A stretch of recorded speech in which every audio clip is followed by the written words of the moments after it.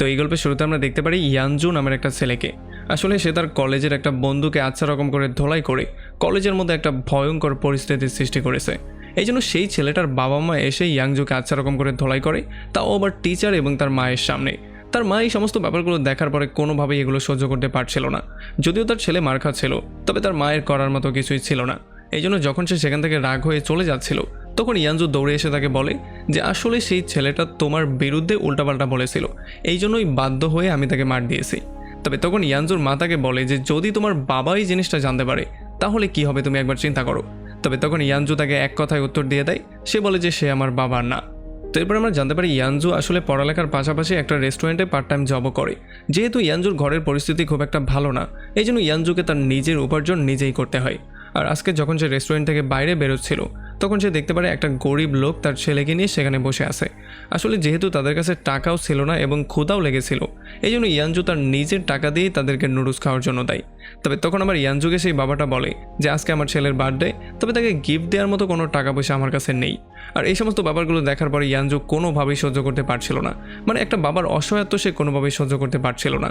এই জন্য সে তার ছেলের বার্থডেকে একটু ভিন্ন রকম করে সেলিব্রেট করার জন্য আজকে পুরোটা দিন যখন সে ডেলিভারি করছিল, তখন সে তার ছেলেকে তার সঙ্গে করে নিয়ে যায়, যাতে করে বার্থডে উপলক্ষে সে নানান জায়গায় ঘুরে বেড়াতে পারে। আর এরপর যখন সন্ধ্যার সময় তার কাজ শেষ হয়ে যায়, তখন সে আবারও বাচ্চাটাকে তার বাসায় ড্রপ করে দিয়ে যায়।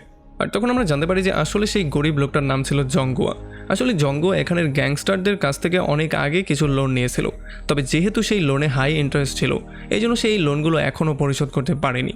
আর এই জন্যই গ্যাংস্টাররা মাঝে মধ্যে এসে তার ঘরের মধ্যে আক্রমণ করে দেয়, আর তাকে আচ্ছা রকম করে ধোলাই করে তার থেকে তাদের লোন উসুল করার ট্রাই করে। তবে আজকে সমস্যাটা হয়ে যায় যখন তাকে মার দিচ্ছিল, তখন মাঝখানে তার ছেলেও চলে আসে, যেই জন্য তার ছেলেও একটু বেশি আহত হয়ে যায়। যাই হোক, এরপরে আমাদেরকে দেখানো হয় ইয়ানজু টাকা নিয়ে অনেক বেশি টেনশনের মধ্যে ছিল, কারণ এমনিতেই তার ফ্যামিলির অবস্থা ঠিক ছিল না, তার উপর তার টাকার অনেক বেশি দরকার ছিল। আসলে সে যে মারামারিটা কলেজে করেছে, সেই জন্য সেখানে কম্পেনসেশন হিসেবে তাকে 30,000 টাকা দিতে হবে, যেটা তার শাস্তি হিসেবে ধার্য করা হয়েছে। এই জন্য এখন সেই রেস্টুরেন্টের মালিককে বলে সেই টাকাগুলো তাকে দেওয়ার জন্য, আর আস্তে আস্তে করে তার বেতন থেকে পরবর্তীতে কেটে নেওয়ার জন্য। তবে এই রেস্টুরেন্টের ওনার তাকে সরাসরি না করে দেয়। সে বলে যে আমি চাইলেও তোমাকে এতগুলো টাকা একসাথে দিতে পারবো না, তোমার যে কম স্যালারি এটা থেকে কাটতে কাটতে সারা জীবনই পার হয়ে যাবে। সো তার চেয়ে ভালো হয় যদি তুমি গিয়ে তোমার বাবার সঙ্গে কথাবার্তা বলো। তবে তার বাবার নাম শোনার পরে ইয়ানজু প্রচণ্ড রাগ করে ফেলে। সে বলে যে সে আমার বাবার না, আর আমি কোনো দিনও তার কাছে যাব না। আর তখন এখানে আমরা দেখতে পারি এই শহরের সবচেয়ে বড় যেই গ্যাং ছিল, সেই গ্যাংয়েরই একটা গ্রুপ এই রেস্টুরেন্টের মধ্যেই ছিল। আর তাদের যে লিডার ছিল ত্যানজিন, সেই ইয়ানজুকে জিজ্ঞেস করে যে তুমি এই ব্যথাটা কিভাবে পেয়েছো। তবে এখন যেহেতু ইয়ানজুর মাথা প্রচণ্ড গরম হয়েছিল আর তার মুডও খুব একটা ভালো ছিল না, এই জন্য সে তার সমস্ত কথার তেরা তেরা উত্তর দিয়ে সেখান থেকে বেরিয়ে চলে যায়। তবে এরপরে যখন সে রাতের বেলায় বাসার দিকে ব্যাক করছিল, তখন হঠাৎই পেছন থেকে কিছু গুন্ডা এসে ধরেই ইয়ানজুকে পেটানো শুরু করে, তাকে আচ্ছা রকম করে ধোলাই করে তার নাক মুখও ফাটিয়ে দেয়। আসলে তখন আমরা জানতে পারি যে কলেজে ইয়ানজু যেই ছেলেটাকে মেরেছে, তার বড় ভাইও এই এলাকার ছোটোখাটো একটা গুন্ডা। এই জন্য সে চিন্তা করলো যে কম্পেনসেশন হিসেবে টাকার পাশাপাশি তাকে একটু মারও দেওয়া যাক। এই জন্য সে তাকে জিজ্ঞেস করে তুমি আমার ভাইকে কেন মেরেছো। তখন ইয়ানজু তাকে বলে যে সে প্রথমে আমার মাকে নিয়ে উল্টাপাল্টা বলেছে, আর আমি যখন তাকে বুঝিয়ে সমস্ত ব্যাপারটা ক্লিয়ার করে দিয়েছিলাম, তখনও সে আমার কথা শুনেনি। তবে আমরা দেখতে পারি এখানে কেউই ইয়ানজুর কথায় পাত্তাই দিচ্ছিল না, তারা সবাই মিলে ইয়ানজুকে ধোলাই করছিল। আসলে ইয়ানজুর কাছে যেহেতু এখন না আছে টাকা, না আছে পাওয়ার, এই জন্য সে সঠিক হয়েও কোনোভাবেই এই খারাপ লোকদের সঙ্গে পারছিল না। আর তারা যাওয়ার আগে তাকে থ্রেটও করে যায় যে যদি কম্পেনসেশনের টাকা সে সঠিক সময় মতো দিতে না পারে, তাহলে তারা রেগুলারলি তাকে যেখানে পাবে সেখানেই ধরে মারপিট করবে।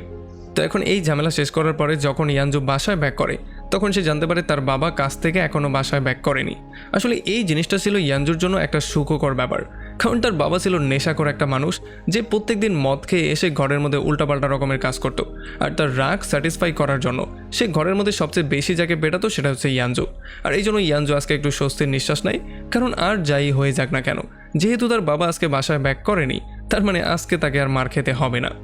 তো এরপর পরদিন সকালবেলা ইয়ানজু ফাইনালি সিদ্ধান্ত নিয়ে ফেলে সে আর কখনোই কলেজে যাবে না। সে আশেপাশে টুকটাক বাড়তি কাজ করার ট্রাই করবে, যাতে করে কম্পেনসেশনে সেই টাকাটা সে যেই কোনো ওয়েতে ম্যানেজ করতে পারে। তবে তার বোন কোনোভাবেই এমনটা চাইতো না। তার বোন চাইতো সে স্কুলে যাক, পড়ালেখা করুক, কারণ পড়ালেখা না করলে সে কোনোভাবেই ভালো কিছু করতে পারবে না।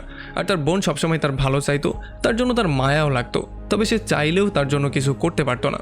এরপর রাতের বেলা আমরা দেখতে পারি তেনজিন নামের যেই গ্যাংস্টারের সাথে ইয়ানজু খারাপ ব্যবহার করেছিল তারই একটা স্পেশাল লোক নিনজা এসে ইয়ানজুর হাতে 30,000 টাকা ধরিয়ে দিয়ে চলে যায়। যাওয়ার সময় সে বলে দিয়ে যায় যে এটা আমার বস তোমাকে দিয়েছে আর এটা অ্যাজ এ গিফট দেওয়া হয়েছে, এই টাকা তোমাকে পরিশোধ করতে হবে না। যদিও ইয়ানজু এই টাকাগুলো কোনোভাবেই নিতে চাইছিল না, তবে এখন সে এতটাই বাধ্য হয়ে গেছে যে তার আর করার মতো কিছুই ছিল না, এই জন্য সে তাদের থেকে টাকাগুলো নিয়েই নেয়। এরপরে পরদিন সকালবেলা সেই টাকাগুলো নিয়ে তার মায়ের সঙ্গে কলেজে চলে আসে আর কম্পেনসেশনের সমস্ত টাকা পরিশোধ করে সে এই ঝামেলাটাকে পুরোপুরি নিষ্পত্তি করে দেয়। তবে তার মা এই সমস্ত ব্যাপারগুলোতে একেবারেই হ্যাপি ছিল না। যদিও কলেজের ঝামেলাটা শেষ হয়ে গেছে এই জন্য তার মা হ্যাপি ছিল, তবে তার ছেলে কোথা থেকে টাকাগুলো পেল এই ব্যাপারটার সঠিক অ্যান্সার সে পাচ্ছিল না। ইয়ানজু তাকে যদিও সমস্ত সত্যিটাই বলে দিয়েছিল যে সে টাকাটা কোথা থেকে পেয়েছে, তবে তার মা তার কথা একেবারেই বিশ্বাস করতে চাইছিল না। তার মায়ের মনে হচ্ছিল যে হয়তোবা সে টাকাগুলো কোনো একটা জায়গা থেকে চুরি করেছে। এরপরে যখন রাতের বেলায় ইয়ানজু বাসায় ব্যাক করে তখন তার বাবা মদ খেয়ে বাসায় চলে আসে আর তাকে দেখে আমরা এটা ক্লিয়ারলি বুঝতে পারি যে আজকে সে ফুল ফর্মে আছে আর এখন সে তার ছেলেকে মেরে একটু নিজেকে পাওয়ারফুল ফিল করানোর ট্রাই করছিল। আমরা দেখতে পারি ইয়ানজু তার বাবাকে অনেক বেশি ভয় পেত, এই জন্য সেই পাগল লোকটা থেকে পালিয়ে নিজেকে বাঁচানোর ট্রাই করতো। তবে আজকে পালিয়েও কোনো লাভ হয় না। এই নেশাখোর লোকটা প্রচণ্ড মাতাল অবস্থায় ইয়ানজুকে বেসবল দিয়ে আচ্ছা রকম করে ধোলাই করে আর এই মারামারির মধ্যে দৌড়াদৌড়ির মধ্যে হঠাৎই ইয়ানজুর চেহারার মধ্যে একটা আঘাত খেয়ে যায়, যেই জন্য অনেক বেশি রক্তপাত হওয়া শুরু হয়ে যায় আর এই জন্য বাধ্য হয়ে এই নেশাখোর লোকটাকে এখানেই থামতে হয়। আর এরপরে ইয়ানজুর বোন ইয়ানজুর ক্ষতস্থানে ব্যান্ডেজ করে দিয়ে তাকে বুঝিয়ে বলার ট্রাই করে যে দেখো আজকাল বাবার ব্যবসাটা খুব ভালো চলছে না, এই জন্য হয়তোবা সেই ফ্রাস্ট্রেশনটা বের করার জন্যই সে নেশা করে এই সমস্ত উল্টাপাল্টা কাজগুলো করে। তবে আসলে কারণটা যাই হোক না কেন এই জিনিসটা তো একেবারে স্পষ্ট হয়ে গেছে যে ইয়ানজুর জীবনটা জাহান্নাম হয়ে আছে। সে না বাইরে কোনোভাবে নিজেকে খাপ খাইয়ে নিতে পারছে, না ঘরের মধ্যে সে একটু শান্তি পাচ্ছে। তার বাবা তাকে পেটায়, তার মা তাকে দেখতে পারে না, এমনকি বাইরের কেউ তো তাকে সহ্যও করতে পারে না। তবে এরপরে পরদিন সকালবেলা যখন ইয়ানজু আবার রেস্টুরেন্টে চলে আসে তখন সে আরও ভয়ঙ্কর একটা নিউজ পেয়ে যায়। সে জানতে পারে রেস্টুরেন্ট ওনার তাকে জব থেকে বের করে দিয়েছে। যদিও ইয়ানজু তাকে অনেক রকম করে রিকোয়েস্ট করে বোঝানোর ট্রাই করে যাতে করে সে তাকে আবারও কাজে নিয়ে নেয় আর সে তার কাজে আরও বেশি ফোকাস করারও ট্রাই করবে, তবে রেস্টুরেন্টের ওনার তার কোনো কথাই শোনে না। সে তাকে বলে যে দেখো তোমার চেহারার দিকে তুমি একবার তাকিয়ে দেখো, তুমি প্রত্যেকদিন মারামারি করে নিজের চেহারার কী অবস্থা করে ফেলেছো। তুমি কি জানো কাস্টমার তোমাকে দেখলে ভয় পায়, আসলে তোমাকে আমি এমন করে রাখতে পারবো না। আর এই সমস্ত ব্যাপারগুলোতে ইয়ানজু প্রচণ্ড আপসেট হয়ে যায় আর এগুলোতে আস্তে আস্তে করে আমরা এই জিনিসটাও ক্লিয়ারলি বুঝতে পারি যে ইয়ানজুর জীবন আস্তে আস্তে করে খারাপ থেকে খারাপের দিকেই যাচ্ছে। এখন ইয়ানজু কী করবে সেটা সে নিজেও বুঝতে পারছিল না, এই জন্য তার মাথার মধ্যে শুধু একটা জিনিসই ঘুরছিল, সেটা হচ্ছে এখন তার এই দুর্বল জীবন বাদ দিয়ে তাকে ভয়ঙ্কর কিছু একটা করতে হবে, মানে বড় কিছু একটা করতে হবে। এই জন্য রাতের বেলায় ইয়ানজু সোজা চলে আসে শহরের গ্যাংস্টার তেনজিংয়ের সঙ্গে মিট করার জন্য। তেনজিং তাকে দেখার পরেই বলে যে তোমাকে যেই টাকাগুলো দেয়া হয়েছিল সেগুলো অ্যাজ এ গিফট হিসেবে দেওয়া হয়েছিল, তোমার সেগুলো ফেরত দেওয়ার কোনো দরকার নেই। তবে ইয়ানজু বলে যে না, আমি টাকাগুলো ফেরত দেওয়ার জন্য এখানে আসিনি, আমি এসেছি তোমার সাথে কাজ করার জন্য। তবে তেনজিং তাকে বলে যে তোমার বয়স এখন অনেক কম, তুমি ছোট একটা বাচ্চা, সো আমাদের সাথে কাজ করার চিন্তা ভুলেও করবে না। তবে ইয়ানজু তাকে রিকোয়েস্ট করে বলে যে দেখো আমার অবস্থা এখন অনেকটাই খারাপ হয়ে আছে আর আমার টাকারও অনেক বেশি দরকার, সো প্লিজ তুমি যেই কোনো ওয়েতে কিছু একটা করার ট্রাই করো। আর তার এই অবস্থা দেখার পরে তেনজিংয়েরও তার উপরে মায়া হয়ে যায়, এই জন্য সে তার স্পেশাল লোক রেনজিনকে বলে যে ইয়ানজুকে নিয়ে গিয়ে কাজ শিখিয়ে দাও। আসলে আমরা জানতে পারি রেনজিন হচ্ছে তেনজিনের সবচেয়ে স্পেশাল লোক, তবে সে ইয়াংজুকে কোনোভাবেই পছন্দ করতো না, এই জন্য সে তার সাথে ভালোভাবে বিহেভও করে না। আমরা জানতে পারি তাদের বিভিন্ন কাজের মধ্যে একটা কাজ ছিল গাড়ি চুরি করা, এই জন্য প্রথমেই রেনজিন তেনজিনকে এই গাড়ি চুরি করাটা শেখায় আর এরপরে তাকে নিয়ে বেরিয়ে পড়ে তার এই মাসের টার্গেট পূরণ করার জন্য। এরপরে সারা রাত ধরে অনেকগুলো বাইক চুরি করে সেগুলোকে ট্রাকে করে নিয়ে যাওয়ার সময় ফাইনালি তাদের পালা চলে আসে ইয়ানজুর রেস্টুরেন্টের ওনারের বাইকটা চুরি করার। এই জন্য প্রথমেই তারা নজর দেয় সিসিটিভি ক্যামেরার উপরে আর তারা দুজনে গিয়ে সিসিটিভি ক্যামেরাটাকে ভেঙে ফেলে। এরপর যখন তারা বাইকের লকটাকে ব্রেক করার ট্রাই করছিল তখন এখানে একটা কুকুর চলে আসে। তবে আমরা দেখতে পারি রিঙ্গা এই সমস্ত ব্যাপারগুলোতে প্রচণ্ড নির্দয় ছিল, সে একটা রড নিয়ে সেই কুকুরটাকে মেরেই ফেলতে যাচ্ছিল, তবে তখন ইয়ানজু গিয়ে তাকে থামিয়ে দেয়। তবে এই ব্যাপারটা রিঙ্গা তার উপরে প্রচণ্ড রাগ করে ফেলে, এই জন্য সে বাইকে ভর্তি সেই ট্রাকটা নিয়ে ইয়ানজুকে এখানে রেখে দিয়েই চলে যায়। আর রিঙ্গার চলে যাওয়ার পরে ইয়ানজু তার রেস্টুরেন্ট ওনারের বাইকের লকটাকে ব্রেক করে আর ফাইনালি সেই বাইকটাকে চুরি করে সেটা দিয়ে সেখান থেকে বেরিয়ে চলে যায়। পরদিন সকালে আমরা জানতে পারি তেনজিংয়ের লোকজন এই মাসের টার্গেট ফুলফিল করে ফেলেছিল, এই জন্য তেনজিং এখানে ইয়ানজু এবং বাকি সবার উপরে প্রচণ্ড হ্যাপি হয়েছিল। আর তখন ইয়ানজু এই জিনিসটা জানতে পারে যে এই গ্যাংয়ের মধ্যে তেনজিংয়ের উপরেও আরও একটা লোক আছে যাকে তারা বিগ ব্রাদার বলে ডাকে। আসলে এই গ্যাংটা আগে খুবই ছোট একটা গ্যাং ছিল যেটাকে বিগ ব্রাদারই রান করতো, তবে যখন থেকে তেনজিং এই গ্রুপের মধ্যে এসেছে তখন থেকে এই গ্যাংটা অনেকটা বড় হয়ে গেছে আর খুবই পাওয়ারফুলও হয়ে গেছে। তবে এখন বিগ ব্রাদার একজন বড় মাপের পলিটিশিয়ান হয়ে গেছে, এই জন্য সে এখন আর ছোটোখাটো চুরিচামারির মধ্যে মনোযোগ দেয় না। এই জন্য সমস্ত ব্যাপারটা তেনজিংকেই হ্যান্ডেল করতে হয়। তাছাড়া বিগ ব্রাদারের পলিটিক্যাল মোটিভগুলোকে ফুলফিল করার জন্য মাঝে মধ্যে তাদেরকে কিডন্যাপিং এবং মার্ডারও করতে হয়। এরপরে যখন ইয়ানজু আবারও তার বাসায় ব্যাক করে তখন তার বাবার সেই নাটক আবারও চালু হয়ে যায়। তার বাবা বেসবল ব্যাট নিয়ে তাকে পেটানোর জন্য চলে আসে। তবে যতক্ষণে সে তার উপরে আক্রমণ করত তার আগেই সঠিক সময় বুঝে ইয়ানজু সেখান থেকে বেরিয়ে চলে আসে। এখন রাতের বেলায় ইয়ানজু বুঝতেই পারছিল না সে কোথায় যাবে, এই জন্য সে তেনজিংয়ের কাছেই চলে আসে। আর তেনজিংও জানতো যে তার বাবা একজন নেশাখোর, এই জন্য তাকে ঘর থেকে হয়তো বের করে দিয়েছে।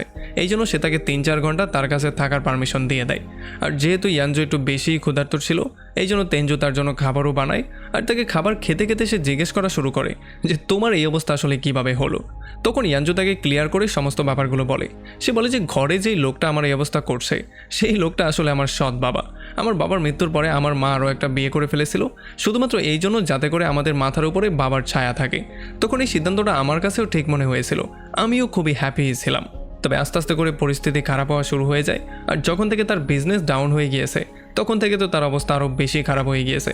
সে প্রতিদিন মদ খেয়ে মাতাল হয়ে তার দুর্বলতাগুলোকে ঢাকার ট্রাই করে।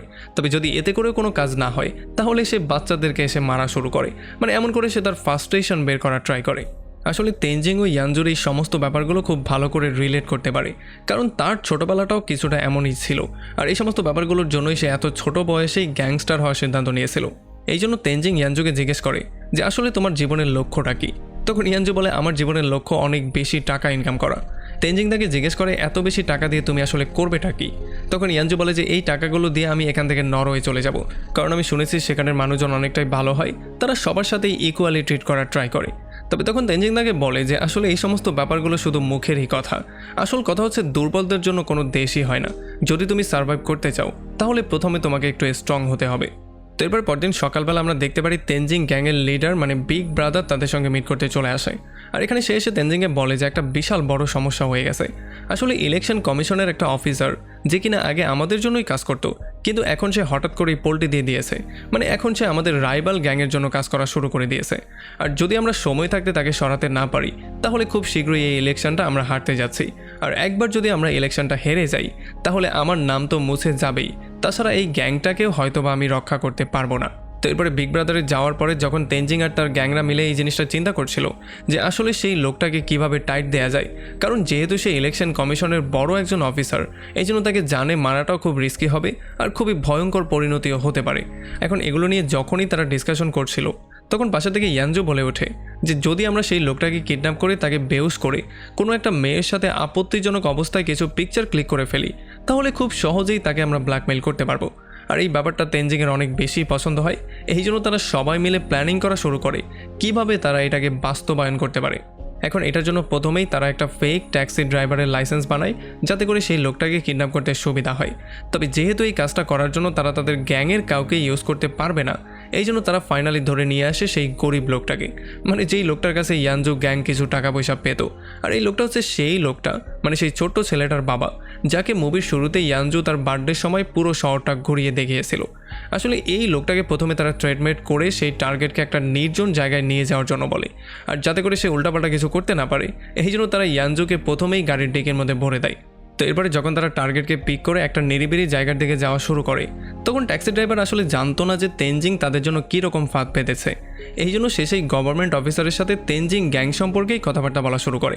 সে বলে যে কিভাবে সে একটা গ্যাংয়ের থেকে হালকা পাতলা কিছু টাকা হাওলাত নিয়েছিল যেইটার সুদ তার উপরে এত বেশি চাপিয়ে দেওয়া হয়েছিল যে এখন পর্যন্ত সে আসলটাই পরিশোধ করতে পারেনি। মাঝে মধ্যেই তারা গিয়ে তাকে মারধর করে টাকা উসুল করে, আর এমনই একটা মারামারির মধ্যে তার ছেলেও গুরুতর আহত হয়ে গিয়েছিল। আর এখন সে একটা হসপিটালে জীবন আর মৃত্যুর সঙ্গে পাঞ্জা লড়ছে।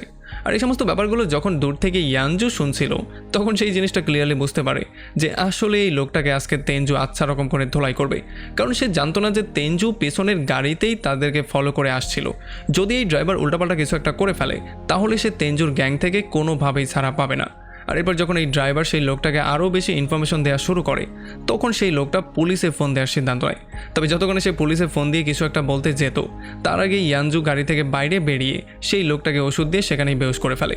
আসলে যদিও বেহুশ করার কাজটা এই ড্রাইভারেরই ছিল, তবে ইয়ানজু এই ব্যাপারটা খুব ভালো করেই জানতো যে যদি ড্রাইভার তাকে বেহুশ না করে, মানে সে তার কাজটা সম্পন্ন না করে, তাহলে এই বেচারা গরিব লোকটা তেঞ্জুর হাতে প্রচণ্ড মার খাবে।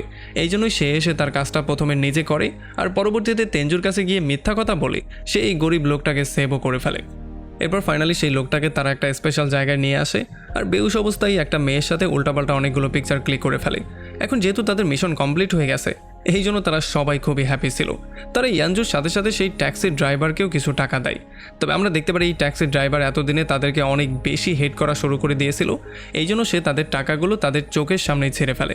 মানে সে তাদেরকে এইটা বোঝানোর ট্রাই করে যে আসলে তোমাদের টাকা আমি কোনোভাবেই নিব না, আর তোমাদের প্রত্যেকটা কামানো টাকা হচ্ছে হারাম টাকা, যেগুলো আমি স্পর্শও করব না।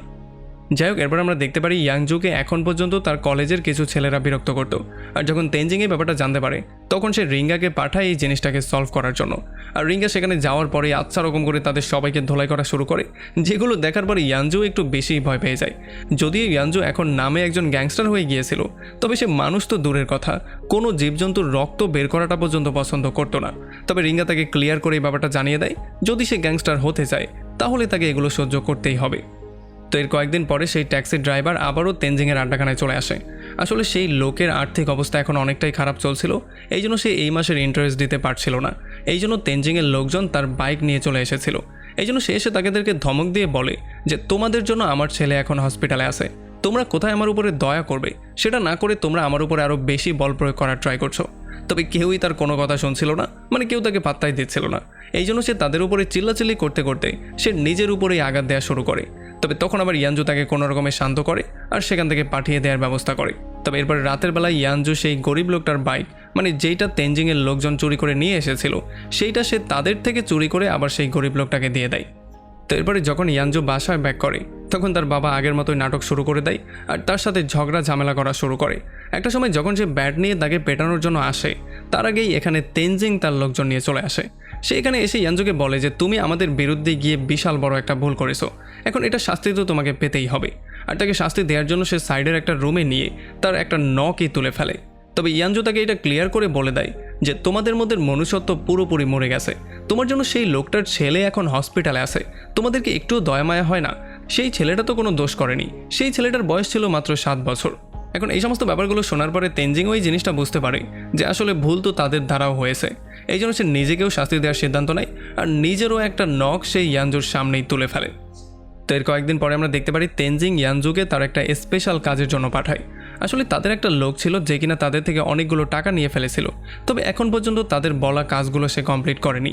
এই জন্য তেনজিং ইয়ানজুকে দায়িত্ব দেয় যে সে গিয়ে সেই লোকটাকে মেরে তাদের যতগুলো টাকা আছে সেগুলো ফেরত নিয়ে চলে আসবে। তবে যখন ইয়ানজু সেখানে যায়, তখন সে প্রথমেই সেই লোকটাকে ধমকানো শুরু করে আর তার ধমক শুনেই সেই লোকটা অনেক বেশি ভয় পেয়ে যায় আর ভয় পেয়েই সে সমস্ত টাকাগুলো দিতে রাজি হয়ে যায়।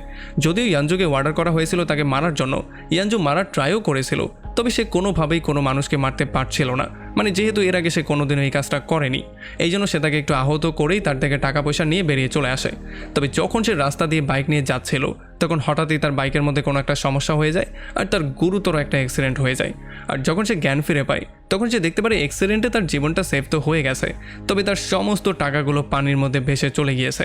আর যখন অনেকক্ষণ ধরে তেনজিং ইয়ানজুর খবর পাচ্ছিল না, তখন সে সোজা তার বাসায় চলে আসে, কারণ তাদের মনে হচ্ছিল হয়তোবা টাকাগুলো নিয়ে সে এখান থেকে পালিয়ে গেছে, কারণ এতগুলো টাকার লোভ হয়তোবা সে হজম করতে পারেনি।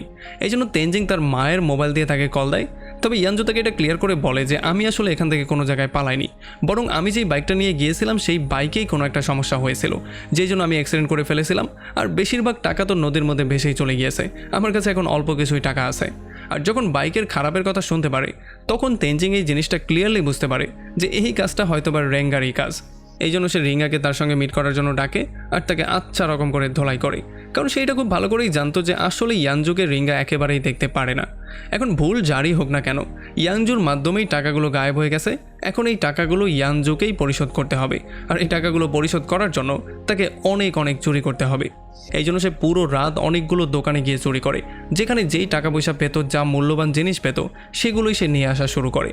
তবে একটা সময় যখন সে একটা দোকানে ঢোকার ট্রাই করছিল, তখন সেই দোকানের মিররে যখন সে তার নিজের চেহারাটা দেখতে পারে, তখন তার কিছু একটা রিয়েলাইজ হওয়া শুরু হয়ে যায়। মানে 1 সেকেন্ডের মধ্যে তার দুনিয়াটা পুরোপুরি স্টপ হয়ে গিয়েছিল। সে দেখতে পারে তার চেহারার কী অবস্থা, তার চেহারার বিভিন্ন জায়গায় বিভিন্ন দাগ পড়ে গেছে, বিভিন্ন জায়গায় ক্ষত হয়ে আছে। সে চিন্তা করছিল যে আমি আমার সাথে আসলে করছিটা কি। আমি দেখতে দেখতে একটা কলেজ বয় থেকে একটা ভয়ঙ্কর মানুষে পরিণত হয়েছি, যে কিনা এখন যেখানে পারছে সেখানেই গিয়ে চুরি করছে, তাও আবার এমন টাকা পরিশোধ করার জন্য যেই টাকা সে কোনোদিন খরচও করেনি। এখন এই সমস্ত ব্যাপারগুলো রিয়েলাইজ করার পরে ইয়ানজু ফাইনালি এটা সিদ্ধান্ত নিয়ে ফেলে যে সে আর কোনো দিনও এই কাজটা করবে না, মানে সে এখন থেকে এই কাজটা ছেড়ে দেবে। এই জন্য সে তেনজিংয়ের কাছে এসে তাকে বলে যে আমি তোমাদের যেই ক্ষতি করেছি সেগুলোর বদলে শাস্তি হিসেবে তুমি আমার একটা হাত কেটে ফেলো, তবে আমি আর তোমাদের গ্যাংয়ের সঙ্গে কাজ করার জন্য রাজি না, মানে এই সমস্ত কাজগুলো আমি কন্টিনিউ করব না। তবে তেনজিং তাকে সরাসরি বলে দেয় যে যদি তুমি যেতে চাও তাহলে তুমি যেতে পারো, আমরা কোনোদিনও তোমাকে ডিস্টার্ব করব না, তবে তোমাকে আমরা কোনো শাস্তিও দিতে চাই না। তবে ইয়ানজু যখন নিজে থেকেই নিজেকে শাস্তি দেওয়ার ট্রাই করে তখন তেনজিং তাকে সেভ করার ট্রাই করে আর তাকে ধরে আচ্ছা রকম করে ধোলাইও করে। আসলে ইয়ানজু এই জিনিসটা জেনে গিয়েছিল সেই গরিব লোকটার ছেলের মৃত্যু হয়ে গেছে, এই জন্য এখন সে তেনজিংয়ের উপরেও প্রচণ্ড রাগ হয়েছিল। এই জন্য এখন সে তেনজিংকে যে কোনো ওয়েতে মারতে চাইছিল। আর এই মারামারি হাতাহাতির মধ্যেই ইয়ানজুর হাতে একটা ধারালো জিনিস চলে আসে, যেটা দিয়ে সে তেনজিংকে মেরে সেই ছোট ছেলেটার মৃত্যুর বদলা নিতে চাইছিল। আর এতক্ষণে তেনজিং ওই জিনিসটা বুঝে গিয়েছিল যে এই সমস্ত গুন্ডাগিরি গ্যাংস্টারগিরি করতে করতে সে বিগত কতগুলো বছর মানুষ থেকে একটা অমানুষে পরিণত হয়েছে। সে অনেকগুলো মানুষের জীবন শুধুই নিয়ে নিয়েছে। আর যখন তার এই রিয়েলাইজেশন হয় তখন সে আর ইয়ানজুর কাছ থেকে নিজেকে সেভ করারও ট্রাই করে না। আর এই জন্য ইয়ানজু খুব সহজেই সেই ধারালো জিনিসটা দিয়ে তেনজিংকে মেরে ফেলে, মানে তাকে মেরে সেই ছোট ছেলের মৃত্যুর বদলা নেয়। তো এরপরে এখান থেকে যখন সে বাসায় ব্যাক করে তখন সে দেখতে পারে তার বোন বাইরে দাঁড়িয়ে আছে। আর মধ্যে গিয়ে সে জানতে পারে যে তার বাবা এখন পুরোপুরি পাগলের মতো হয়ে গেছে। ছোটোখাটো একটা ঝগড়া নিয়ে সে তার মাকে মারতে মারতে একটা পর্যায়ে মেরেই ফেলেছে। আর এই সমস্ত ব্যাপারগুলোতে ইয়ানজুর মাথাও প্রচণ্ড গরম হয়ে যায়। সেও চিন্তা করে যে সমস্ত ব্যাপারগুলোর সমাপ্তি টানার সময় চলে এসেছে। এই জন্য সে ফাইনালি সেই বেসবল ব্যাটটা নেয় যেই ব্যাটটা দিয়ে তার বাবা সবসময় তাদেরকে মারত। আর যখন তার বাবা দেখতে পারে ইয়ানজু তার দিকে আসছে তখন সেও বুঝতে পারে যে তার জীবনের সমাপ্তি হতে যাচ্ছে। তবে একটু পরে কিছু একটা মনে করে ইয়ানজু সেখানেই দাঁড়া হয়ে যায় আর বেসবলটা সে মাটিতেই ফেলে দেয়। আসলে হয়তোবা সে চিন্তা করেছিল যে সারাটা জীবন একাকিত্বে কাটানোটাই হয়তো এই লোকটার জন্য সবচেয়ে বড় শাস্তি হবে। আর এরপর সে তার বোনকে নিয়ে ফাইনালি এই শহর ছেড়ে চলে যায়, শুধুমাত্র এতটুকু আশা নিয়ে যে হয়তোবা অন্য কোনো শহরে গিয়ে সে নতুন করে নতুন একটা শুরু করতে পারবে। আর এমন একটা ইন্টারেস্টিং পয়েন্টে এই পুরো মুভিটা এখানেই শেষ হয়ে যায়।